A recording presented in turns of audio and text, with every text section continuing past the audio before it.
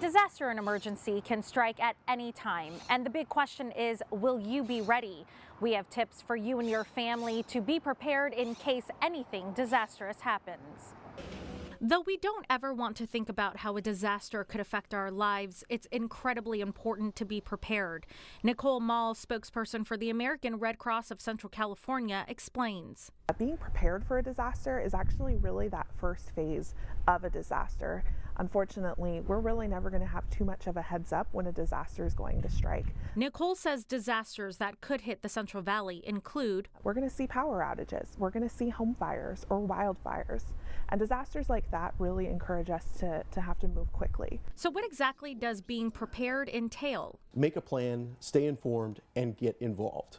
Stay informed with alerts and notifications from local, state, and federal government resources, which can include things such as understanding upcoming weather hazards. Aaron Dwoskin is the emergency manager for community medical centers. He says everyone should have an emergency kit filled with water, non-perishable foods, clothing, a radio, flashlights, a first aid kit, extra batteries, and even a whistle to signal for help. You want something that's going to work for you. For example, if you have pets, you might need a pet carrier. If you're asked to leave on a moment's notice, that's something you don't want to be scrambling for. Both Nicole and Aaron say being prepared for an emergency also means knowing how to physically help yourself and others around you. Have you taken a first aid class? Have you taken CPR? Do you know how to use an AED?